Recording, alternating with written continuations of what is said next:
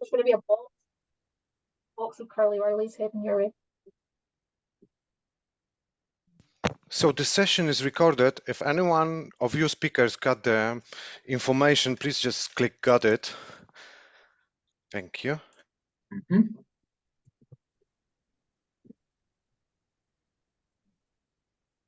So Jordan, is the top of the hour. Would you like to start? Or are we waiting 30 more seconds?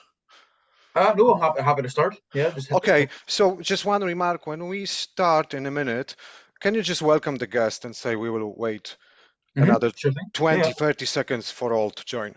No problem. Okay, Jordan, good luck. Thank you. Brilliant.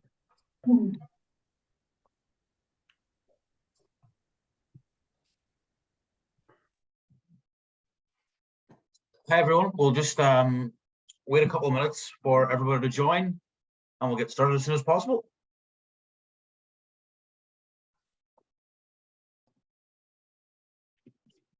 Just another few seconds or so.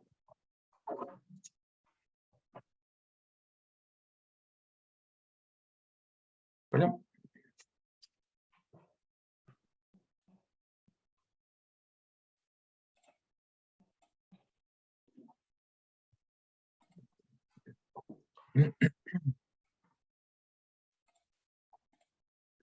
Just give it another few seconds, folks, and make sure that everybody gets in okay.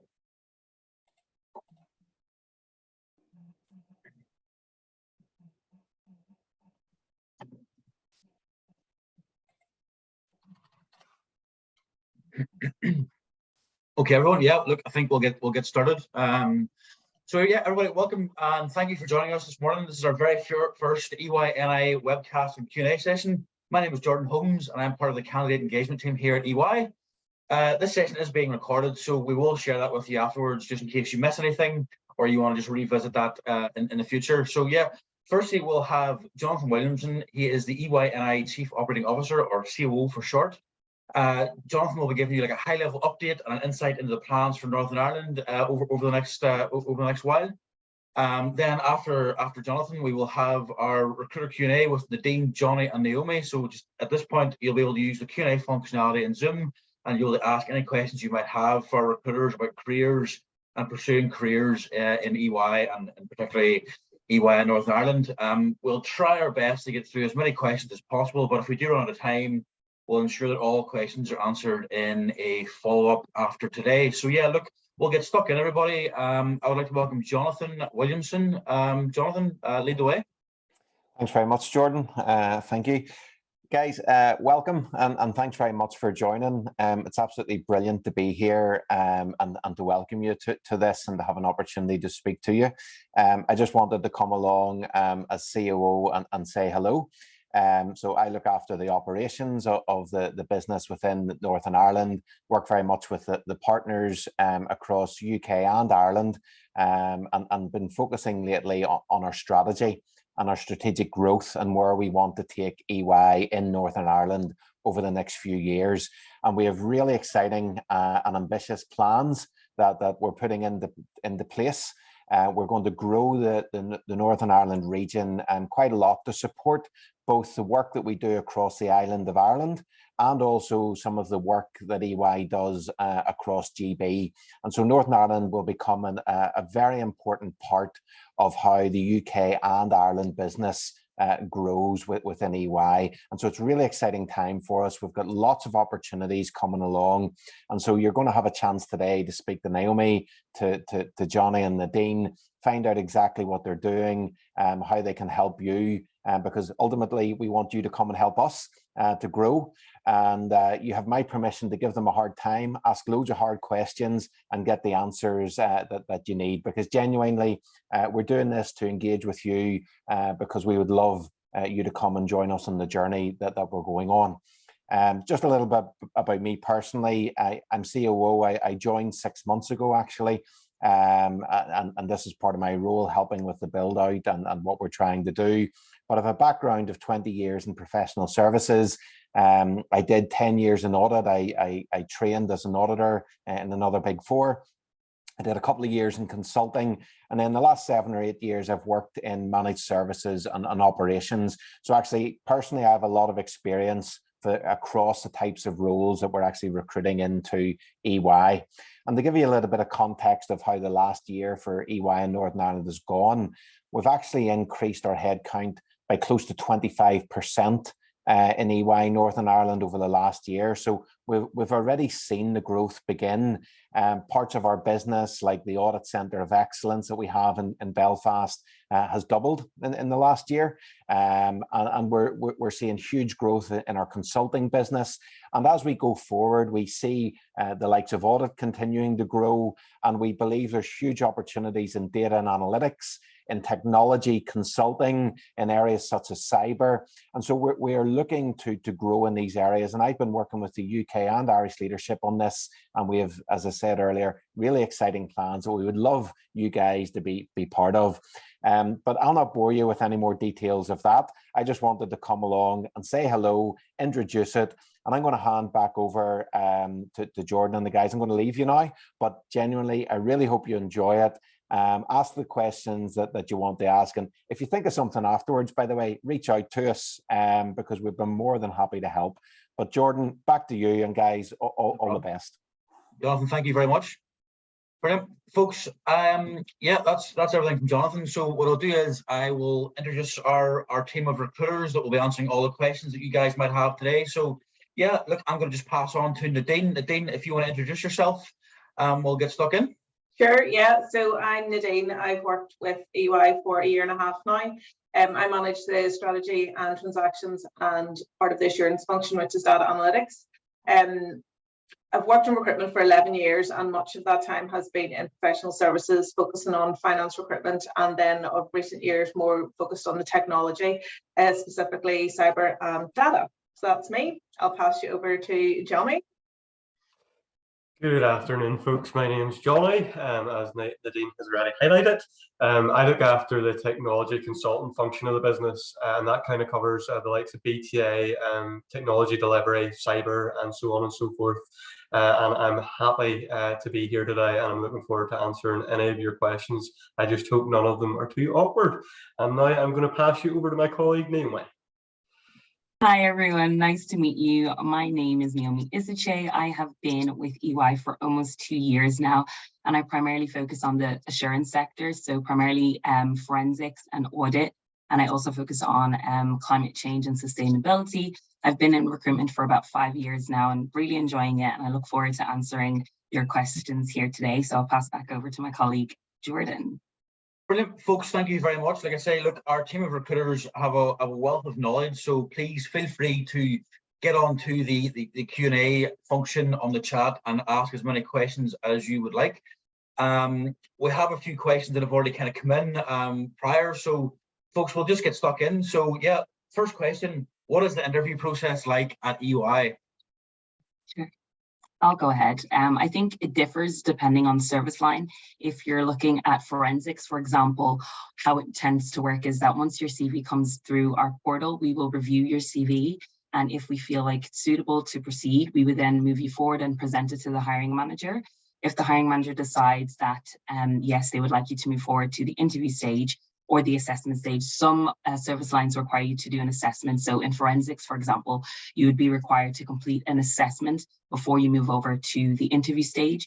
In the same way, in audit, you would be required to complete an audit memo test to determine whether you'd move forward to the first and second stage. The first stage of interview tends to be with a manager within that service line, and then the second stage tends to be with a senior manager and a partner. But that's in the area of forensics. I don't know if my colleagues, it's any different in your service lines. Yeah, so I'll jump in for strategy under the S&T service line and for data analytics. It will depend again on level. Quite often you will have your CV screened, invited to interview. For the more finance-based roles, there could be some sort of financial test in the background to do. But initially, a lot of the skills testing and experience testing will all be done in first and second stage interviews. For S&T, we do case studies for some of our sub-service lines, which will include being given sort of some live data that then you would answer questions on as if it was like a live client. And then for data analytics, sometimes you might get some SQL screening or other technical based screening, and then move to first stage and second stage interviews.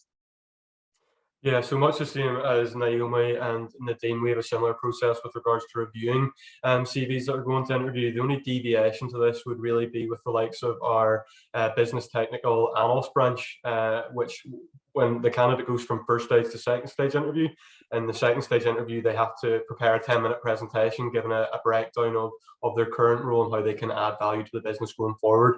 But the rest of those service lines would be similar to the likes of Naomi and Nadine. Again, the only difference would be for more senior hires at that senior manager director grade, we would maybe go to a third stage interview on occasion. Brilliant. Folks, thank you very much. Yeah. Next question up we have coming through here is, what is the working from home policy like in EY?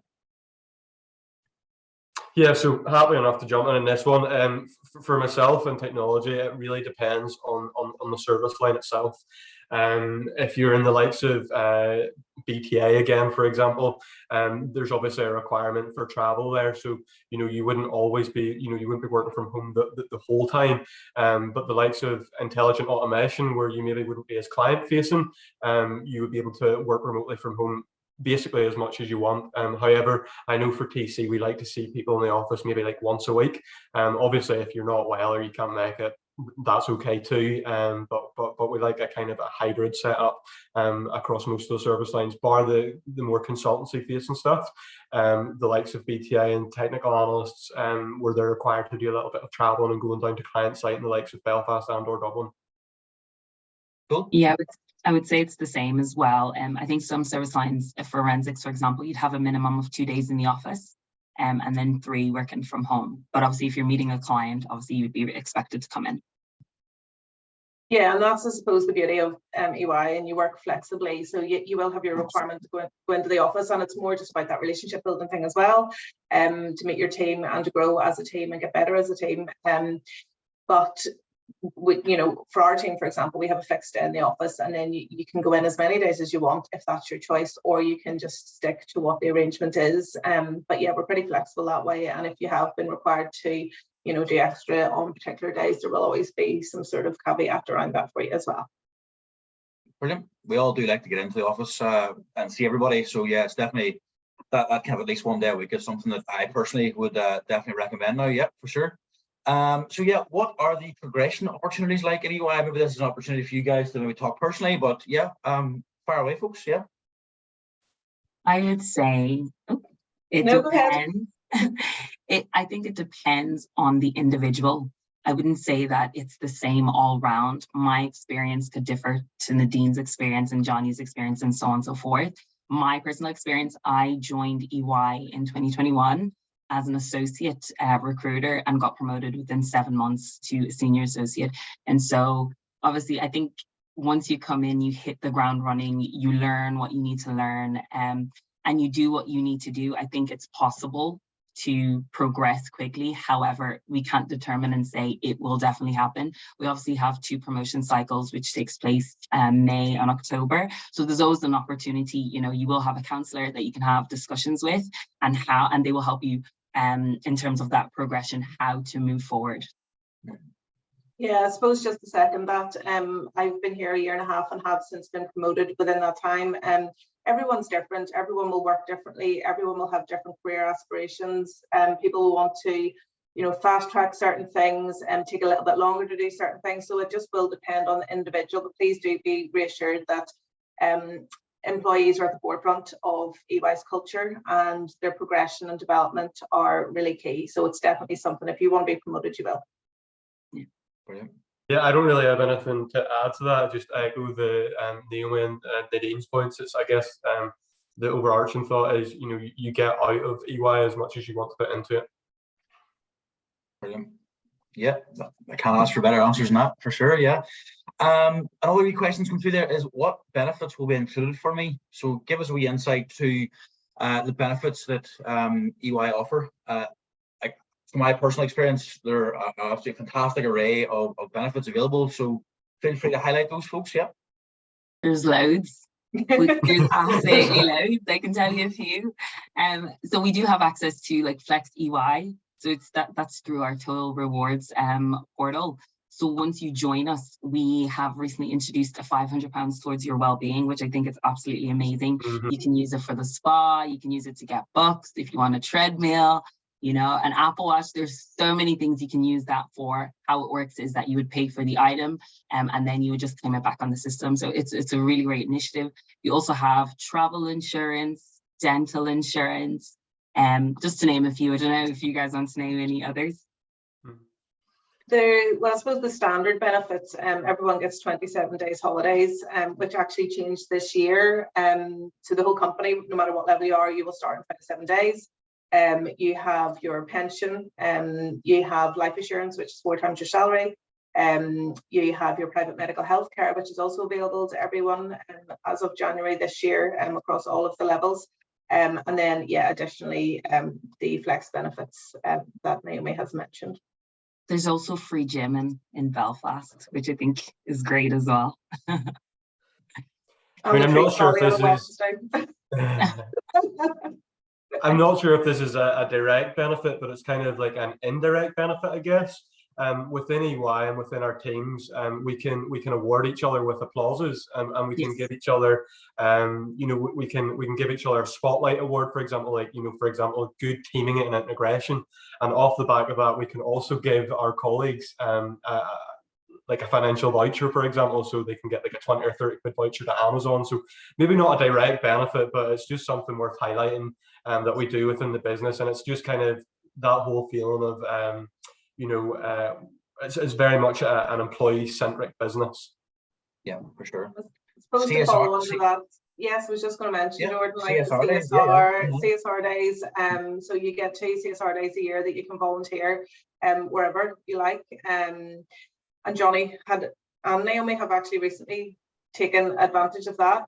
We also do have a lot of social interaction, a lot of social committees, whether it's across diversity and inclusion, for like women's networks, you know, all the different networks that you can imagine, just to support everybody out there, because EY very much recognizes that everybody comes from different cultures, different backgrounds. So we do our best to make sure that everyone feels included and part of the team. Brilliant. Folks, thank you. Yeah, we're getting lots of queries in and around kind of sponsorship and visas that we're able to offer. Does sponsorship vary within the teams? I mean, Nadine, do you want to give us a bit of an insight into the sponsorship of candidates in EY? Sure, yeah. So EY welcome international applications and international candidates. Ultimately, it may depend on the particular service lines as to how their build out is, or you know what the appetite is, or if there's large projects in place or campaigns at the time. But ultimately, yes, if you are interested in a position and you do need sponsorship, reach out to one of us and we can kind of guide you on where the availability is at the time, and if it's not available right now, you know, when that could come around, and take it from there. But ultimately, yes, there's working visas, sponsorships, family sponsorships. So you know, please just reach out and ask. Awesome.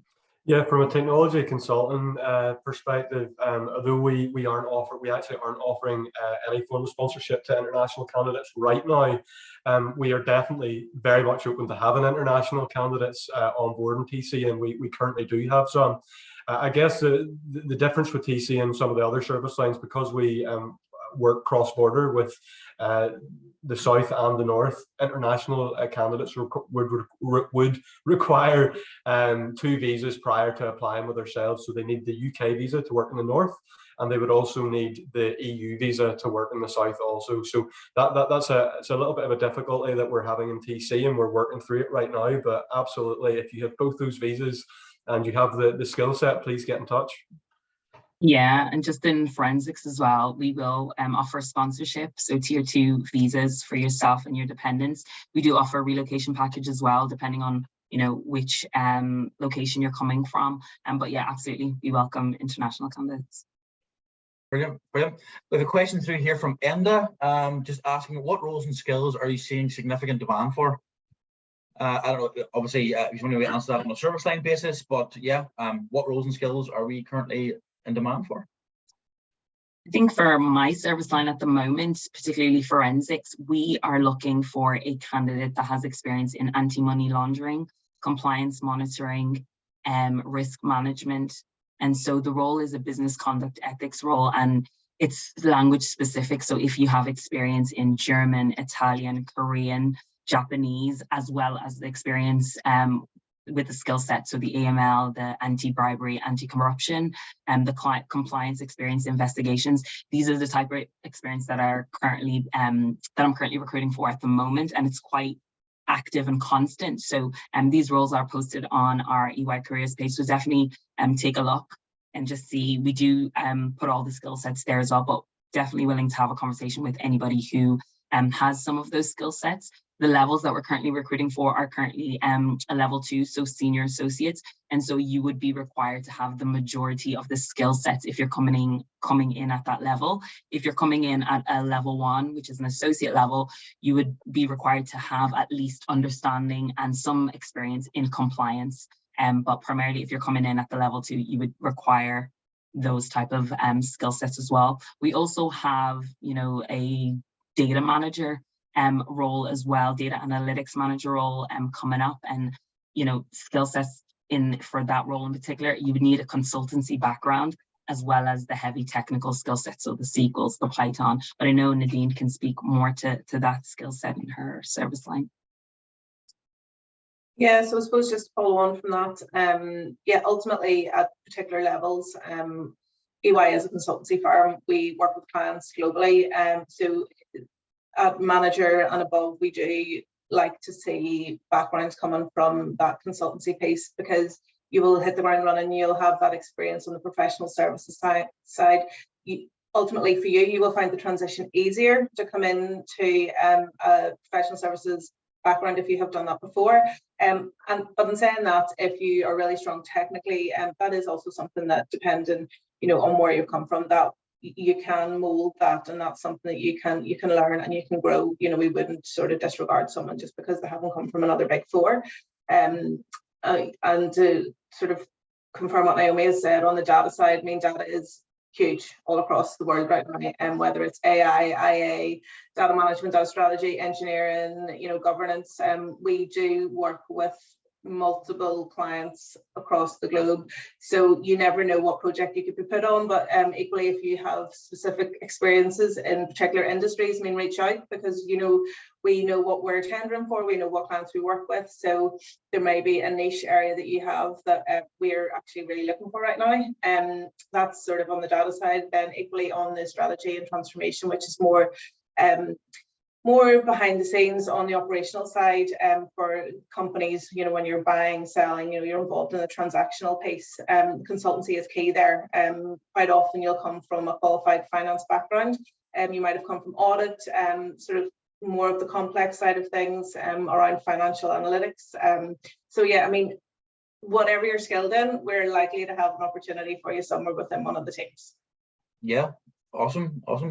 At the start, that we had Jonathan kind of mentioned a bit on the tech growth side of things. I don't know, Johnny Wallace, do you want to cover some of the technology kind of skills that you're looking for, and the kind of skills and roles that we're looking for there? Yeah.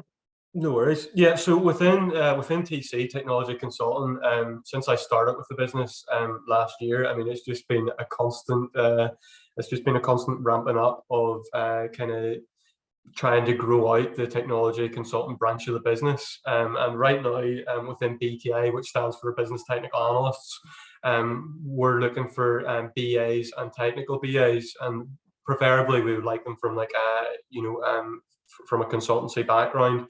And we're looking for multiples for each of those roles, and it kind of goes from senior consultant grade right up to manager grade. And then within our intelligence automation branch of the business, we're actually looking for 2 roles right now: intelligent automation analysts that maybe have the likes of Power Apps and Power BI within their skill set, and then one of the roles that's came on the past couple or 3 weeks, which is kind of that senior manager director grade, is an artificial intelligence delivery lead. And this is actually quite a niche role. So if anybody on here has any of these skill sets, please give me a message, because I would love to talk to you. But basically what we're looking for is somebody from an artificial intelligence background that has maybe in the recent past been working with generative AI. Specifically maybe in the sort of area of working with the likes of chatbots and chat GPT. So that's kind of the areas that we're looking to build out currently. But I know there's future plans for the rest of this year, coming up to the end of July, start of August, and we'll be looking to build out our tech delivery centre, and we'll also be looking for more cloud engineers and architects, and that would be people from like AWS sort of backgrounds. And with regards to the TD roles, we'll be looking at the likes of technical project managers, scrum masters, PMOs, and agile coaches to kind of build out that branch of the business also. But listen, there's lots of stuff going on in TC at the minute, and it's just going to be, I can foresee us having more roles on over the next couple of months. So please do get in touch if any of those skill sets are screaming out to you. Brilliant. Thank you very much, Johnny. With a question through here, maybe one for Naomi or Nadine, very experienced in the kind of audit and assurance side of things. So how big is the team within NI for assurance? Naomi, Nadine, what's the working experience?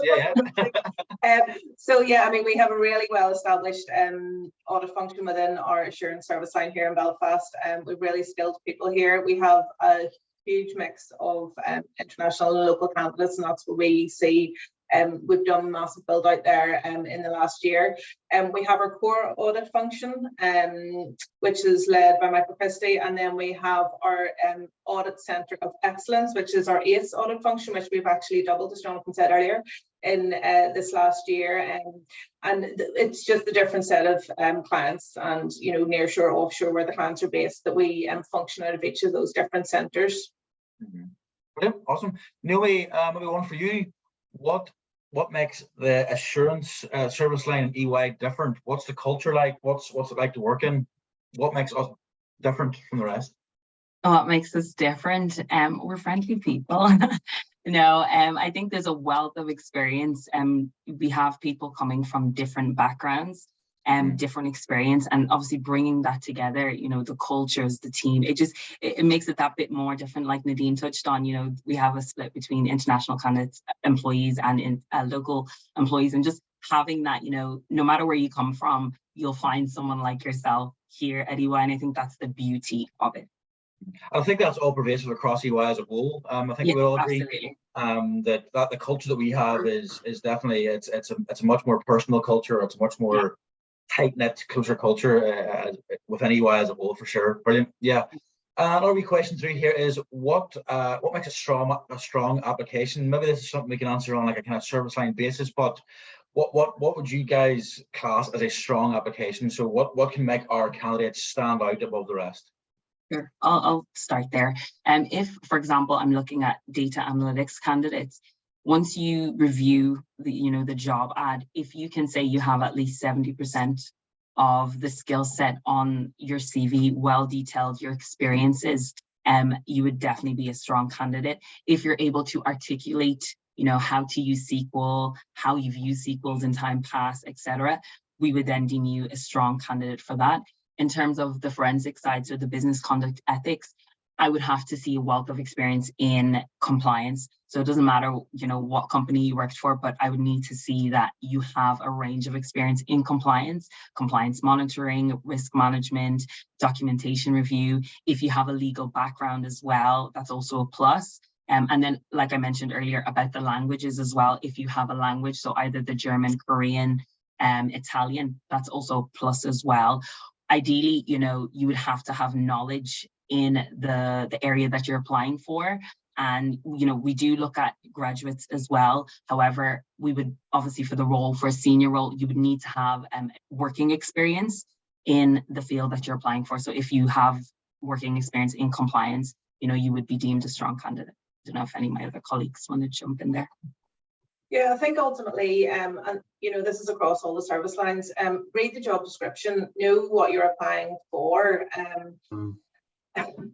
tailor it to that, tailor to your most recent experience. If you've worked on projects, include those, whether you can include statistics on how it's gone, if you can include financials, if it's financially based, include, I've seen CVs coming in recently where it's lacked detail on like the SQL, the Python, the Tableau, whatever it might be. Make sure that you have all of that detail, because it's going to prolong your application if you haven't got everything outlined, and you'll be able to come back straight away with the detail on your CV. So just make sure you have it all there in the first instance, just to kind of make sure your application goes as quickly as possible and doesn't get rejected. Not that it would, if we can see that the experience is there, but we just need to dig a bit deeper. Just do that digging yourself and get it all out there in the first instance. Absolutely. Let the keywords pop out. So whether it's SQL, Python, let us see that clearly on the CVs. If it's compliance, let us see, those words, those keywords that are on the job description. Let us see that clearly on your CV.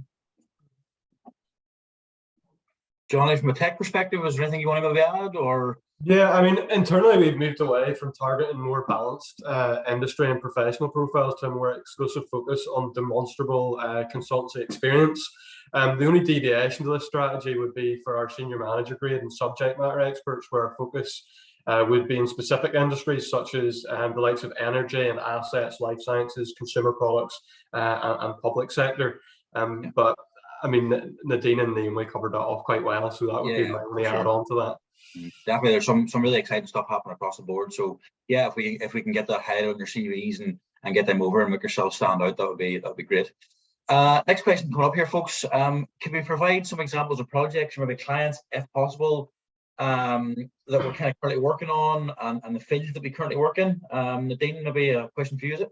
Yeah, sure. So I mean, ultimately the clients that EY work with are global, and you'll work with maybe one of their nearshore or offshore sites. Your projects, depending on where you've landed, could run from 0 to 3 months, could run from 3 to 6 months, or some of the longer term projects could be maybe up to 2 years. Much of the work could be focused around government, it could be focused around healthcare, you could be focused around like public agencies. Then you have obviously on the flip side of that, you've got your life sciences, your pharma companies, your media companies, and I'm sure if you just thought a wee bit about that, you can kind of guess who some of those like big media companies could be. Some of the big like healthcare, food care chains, So EY are friends with everyone, and we do probably audit and cover and help out most companies that you'll think of, without giving anything away, obviously confidentially on the webcast. Thank you, Nadine. Thank you. Another question we kind of see coming through here from quite a few people: how is the EY culture different from our big four? I know we touched on that loosely, but maybe we can focus more on what makes us great. So what makes EY and I stand out more with than the rest of the big four companies? So I don't know if lead the way, Johnny. Yeah, I'd love to have a smash at this one. So I mean, it would be silly not to mention the treat trolley that comes around on a Wednesday in Belfast is pretty legendary about our places. So we have a treat trolley that comes around every Wednesday. The girls present us with a whole pile of stuff, and it's great. But I guess like in terms of what makes us different from other big fours, yes, the treat trolley is great, but you know what else is great? And day one, you come in and you have a counsellor and you have a buddy, and these people are designed to guide you through your first couple of weeks. You have a counsellor that you will always touch base with, and you have a buddy that you can, buddy up with and get to know what EY actually looks like.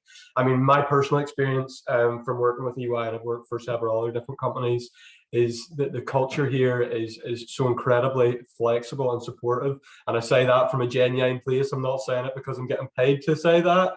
I suppose I am getting paid to say it, but great culture, and from a management perspective, especially in CBS, where Nadine and Naomi and I work, and we're very well supported by our managers, and we're encouraged to progress within our career. And the environment that EY has created from the top down is evident, because everybody has a smile on their face when they come in on a Wednesday. Yeah, I think I'd probably second that. You do join companies and you've worked in organizations before that are very hierarchical, and typically there is or could be like a split between management and a split between the teams, but you'll not find anyone at EY who would not do what they're asking you to do. which I really love. From Rob Heron right down through Jonathan to all the partners, and they all have time for you if you have a question. You know, everybody's busy, but that's just life. We work in a big four, you know, global company.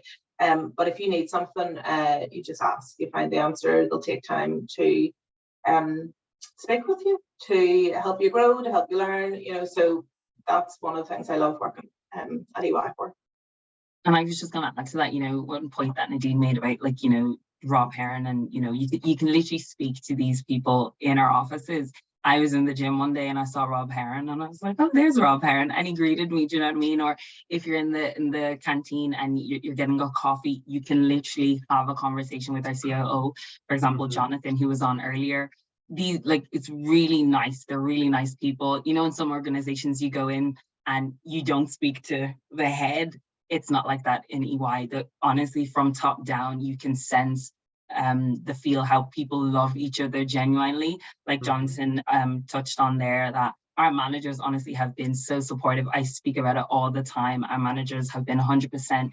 And I have two young children. And so coming to an organization as big as EY, you would think that, oh, you know, the pressure would get a lot. Honestly, yes, at times it requires pressure and there's a lot to do. However, I have found that in almost 2 years of working in EY, there's been so much flexibility around my work schedule with the children and things like that. And I feel like there's no pressure for me when it comes to having to do something with my children, whether it's a school drop off or something. Obviously, I make sure that if I have a client meeting or something like that, stakeholder meeting, I attend to those and switch things around. But you can just sense that, you know, the culture, the love amongst everybody. And even if it's not within just our recruitment team, different service lines, I'm sure you'll hear the same as well. Yeah, and I will echo that, what everybody has said. I think we keep using this word culture, and it you know, it definitely is it's a place of personality, it's a place of relationships, it's a place of, you mentioned the word love there, Naomi. It's fantastic. Yeah, you've covered that all wonderfully, folks. Yeah, so I'll just echo what everybody has said for sure. Yeah. They should remember, EY love you. Just remember exactly, that. Exactly. And you know, that's not some kind of cheesy tagline. No. You know, it is genuinely felt from the kind of top down within everybody, and I think that's quite a rarity in a company of that size, for sure. It doesn't feel as big as it is when everybody gets on the way we do. So yeah, brilliant. How long does the recruitment process take? As another common questions come through there. So do you just want to shoot away?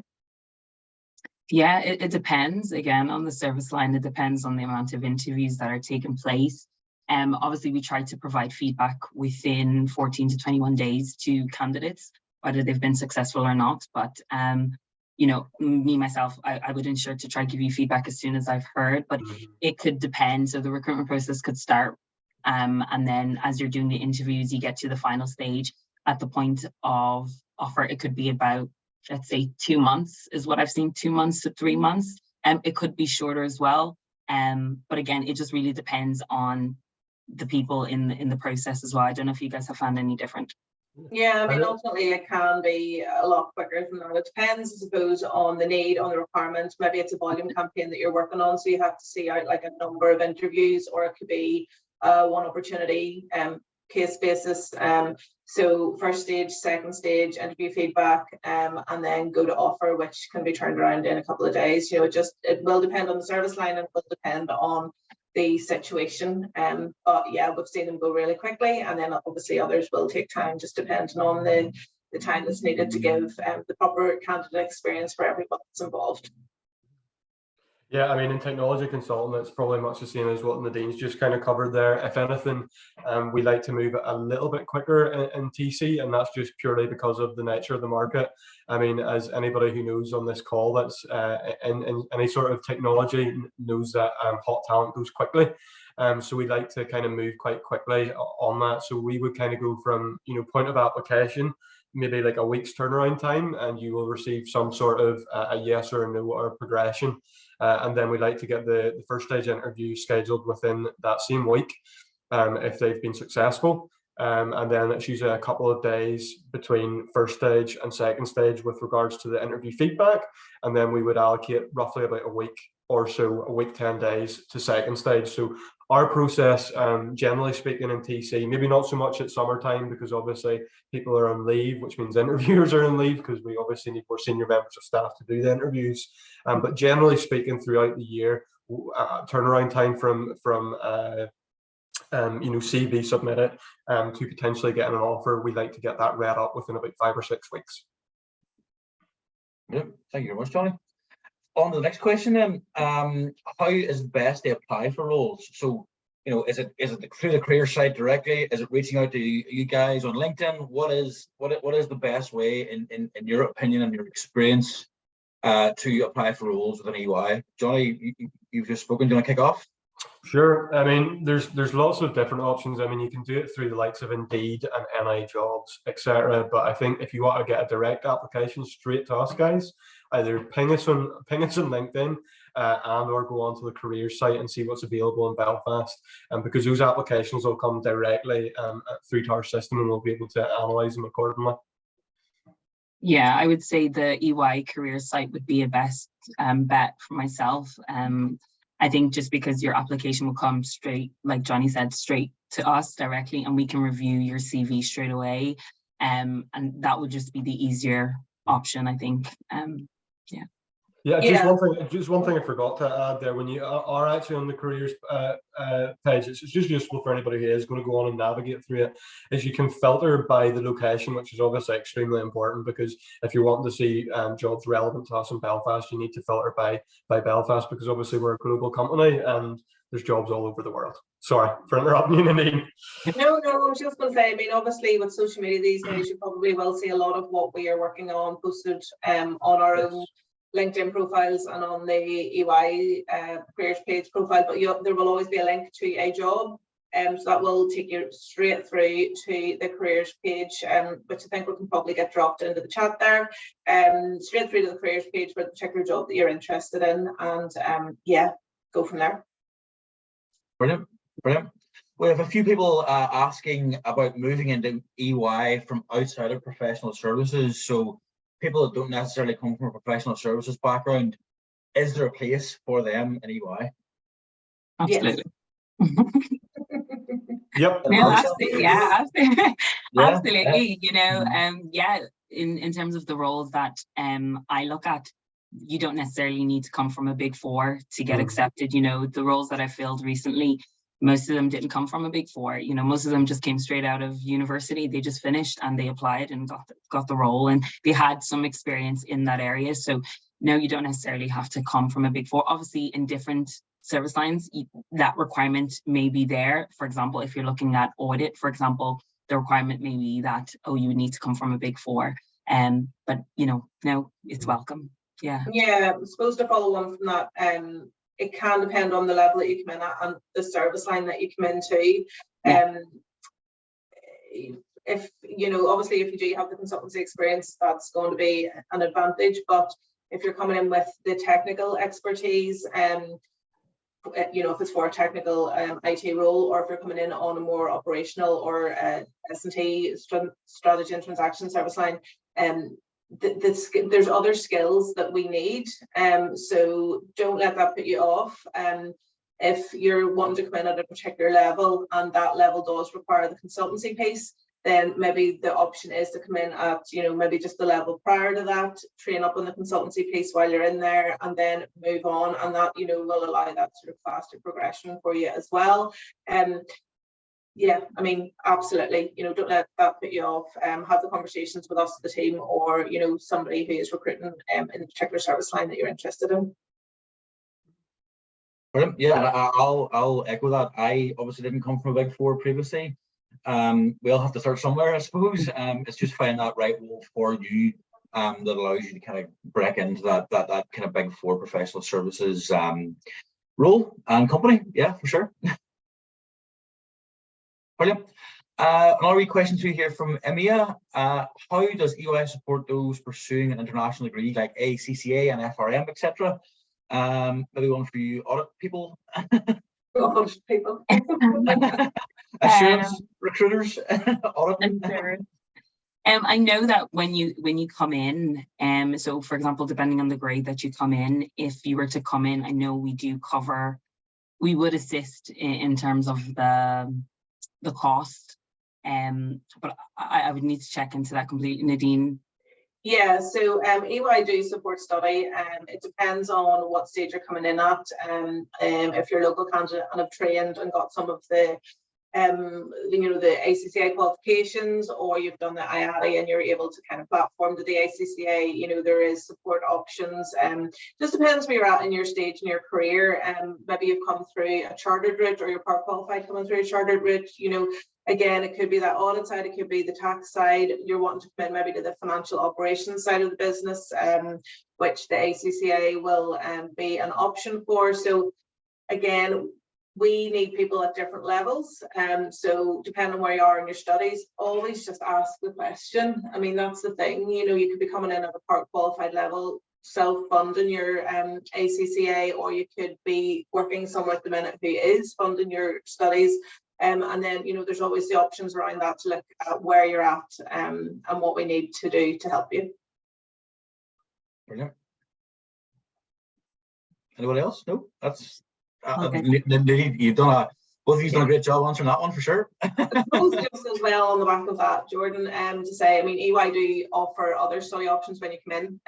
You can do an MBA. We have hundreds of badges, which are different learning platforms. So I've actually signed myself up for a few technical ones to upskill myself in the technology space. So you can do like cyber, you can do AI, you can do data, you can do analytics, you can do forensics, you can do marketing, you can do finance. There's so many different, just depending on what you're interested in, but they're free of charge. You just do them. Yeah, really good for kind of personal progression, I think. Yeah. For sure. Johnny, maybe one for you in the tech space, but we can all kind of weigh in here.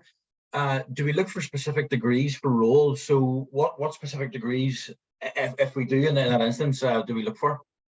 I mean, see, to be honest with you, I think it's quite broad for technology consultants. I think for the likes of our BAs and TAs, we'll maybe be looking for somebody from like a mix of maybe a business and or IT background. And then for the likes of our more dedicated software development jobs and the likes of our intelligent automation jobs, we're looking for someone specifically from an IT background. Listen, the degrees themselves, there is specified degrees in the likes of RPA and Python and software development, generally speaking, and all that sort of stuff. But what we're kind of looking for is somebody with that more entry level, that sort of senior consultant, one grade and above. We're looking for somebody with 1 or 2 years of experience in their discipline. So not necessarily anything specific, but we always require somebody to have a third level qualification and or equivalent. Yeah, the same here as well. So obviously, if you're applying for a data analytics role, you would need like a computer science degree for that one. If you're applying for the business conduct ethics role, ideally, if you have a legal degree or something similar, that would be great, but it's not limited just to that. Cool. Yeah, and same across. Nadine. Oh, we just lost you a wee second there, Nadine. Sorry. Sorry. Okay, we're back. Yeah, finance related, any of the other service lines, there would be some sort of third level education, and it can be quite broad. It can be from an economics, mathematical, accountancy, engineering actually background works quite well as well. So yeah, we'll look at various backgrounds. Brilliant. Question here from Michael. So Michael's asked quite a broad one here. What are the main skills we look for on advertising outside of the job experience / technical experience? So, what do we think of the team in that perspective? Is there soft skills that we can highlight? What things we look for outside of the kind of main skills? For TC, I know one, and it's maybe not a soft skill per se, but outside of what you have in your CV, we actually like to look at what people are doing for their hobbies, how people are upskilling themselves within their interests. So there's a lot of guys within technology consulting that will, the words went completely out of my head. Hackathons. They do hackathons, and so came back in my head. They do lots of hackathons, and maybe they're for example, there's a guy within EY, I can't remember his name now off the top of my head, probably can't mention it for GDPR reasons anyway, but he's currently building like an AI sort of machine under his desk, and he takes it out at lunchtime and he kind of works on it. I only got told this the past couple of days, so we're looking for people that maybe are a little bit outside of the box thinkers, people that are maybe doing extra activities outside of their out of their working day, stuff that's geared towards that sort of tech space, if you like. I suppose then to follow up on that, you're working on projects mainly. You're working on a life cycle for a client. You need to be adaptable to change, to embrace change. You need to be able to multitask, have a few things going on probably at the same time. You need to be resilient, and that is actually for probably any job you go into, because things change. We're in a world like, look what happened a couple of years ago. Nobody ever expected that. So you have to be adaptable to change. You have to run with the changes. Everything is going to happen and play out, and you've got the full support of your team and the whole of the firm. So don't be afraid of change. For sure. I would definitely add, just to say, good communication skills and problem solving skills as well. Also, we look at like coaching. So if you come in at a senior role, you'd be expected to, to coach and mentor your junior employees as well. So having those skills and being able to portray this in an interview as well. I would also like to state research is key, like research, knowing about the team that you are looking to join is very important as well. So if you read up on the team and see, what it is that they've written about the team, what they're doing in their team, and you now relay this in the interview and show how you're already doing this outside, I think that's very important. Yeah, for sure. Yeah, look, that's perfect answers, folks. Thank you very much. Rachel has asked if NI need internal auditors on a regular basis. Yes. Yeah, okay. I was just going to say, for currently, I'm looking at external auditors, but I know there are opportunities for internal, but at the moment, I'm currently recruiting for external auditors. Yeah, and we do have the practice for the internal audit, the enterprise risk side of things, and we do hire frequently in there. So yeah, reach out if you want to have a conversation around that, Rachel. That would be good to hear from you. Brilliant. Great. Let's see. So we kind of talked a wee bit about the kind of further studies. Actually, no, we've another question through here. I'll put this to you. Do we offer opportunities for CIMA qualified people? Yeah, I'll pick that up. Chartered Institute of Management Accountants, 100%. We would find, particularly in one of my S&T service lines for the transaction strategy and execution piece, anybody who is CIMA qualified will likely have trained in industry. They may have some consultancy practice experience, but trained in industry, and may have worked in a multinational company, worked in a large local company. So you may have like that manufacturing, engineering, logistics type background. You may come from somewhere like a multinational supermarket. I'm trying not to name anybody here, but yeah, you'll find for one of the service lines that I recruit in that complex and analytical finance related experience would do very well. Yeah. Brilliant. Folks, look, I'm really conscious of time. We're actually almost over time at this point, so we'll maybe just bring one last question to the table. We have loads of questions through there. There's over 150 questions that have come through there, and we'll get those answered on a follow-up from today. But look, one last question I'll shoot out there. What's your favorite thing about working for EY? What do you like most about working in EY in Northern Ireland specifically? So yeah, look, Johnny, I'll start with you. What's your favorite thing with working for EY and I? Yeah, Only one, Jordan. No, I mean, I think for me, in all seriousness, the flexibility, the care, and the attention that's given to each individual employee, and for me personally, and the flexibility to be able to go out and have a skate an hour earlier on a Friday if I want to, the support that I get from my managers, if for example I'm having a day where I'm actually not well, they're not like trying to get you to be a hero and come into work. Like, if you're not well, you're not well, and you're left to your own devices. So it would kind of just be for me anyway, it's the flexibility that comes with working at EY, the fact that you can maybe knock off a little bit earlier on a Friday, for example, and catch up with your social aspects, maybe, you know, do a couple hours in the evening, something like that. And also just the support from the managers from a career perspective, but also from a well-being perspective as well. And yeah, like obviously we get the £500 well-being that goes towards that, which also helps. So yeah, that would kind of be, I know it's not one, but that would kind of be my favorite aspects of working at EY. That, and also like the work itself is super for me personally anyway. I love working in technology, and I find the work extremely rewarding, and it's nice seeing that how much the team has grown since I've came in. And like, when you're working here, you really do see a difference to the work that you're inputting into. You see the growth and you see the difference that's happening within it. Naomi? Yeah. For me, it would be the flexibility, the work-life balance, but also getting to speak to amazing candidates that come from all over the world. Honestly, I love recruitment. I studied HR, and that HR recruitment was a particular focus that I really wanted just to kind of dive into, and just the fact that I get to speak to different people all over the world every single day. And sometimes we have the job for you, sometimes we don't, but being able to build that relationship, staying connected, you know, it's just great.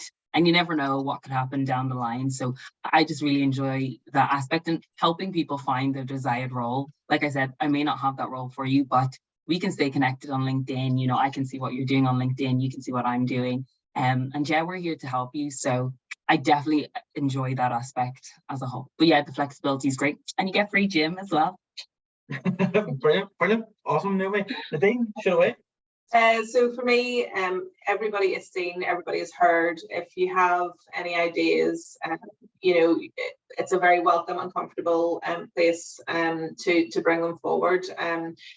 No idea is a bad idea. You know, everybody is welcoming. Everybody wants to see everybody else do well. It's a very nurturing environment. I'm very, not say comfortable, it is comfortable, but that's not the word I'm looking for, but it's just a very encouraging and very sort of inclusive environment. I think that's what I'm trying to say. Yeah. Yeah, and I again, you've done a fantastic job of kind of highlighting that.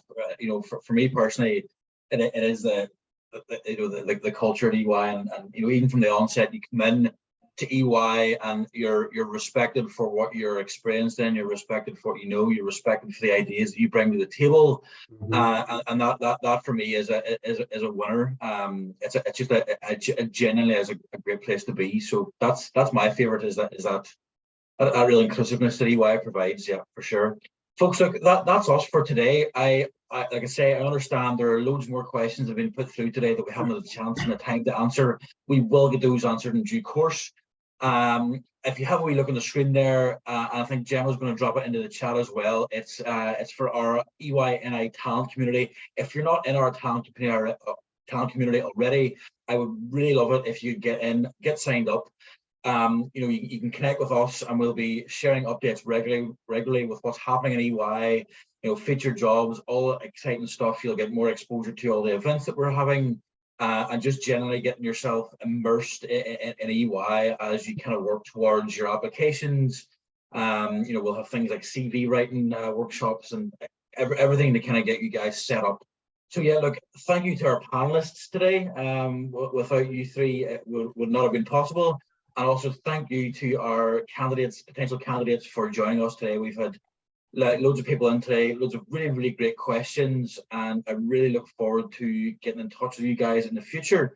So yeah, that's us. I hope you all have a really great day, and we look forward to hearing from you in the future. Brilliant. Yep, thank you. Thanks, everyone. Thanks, folks. Thanks, everybody. Bye.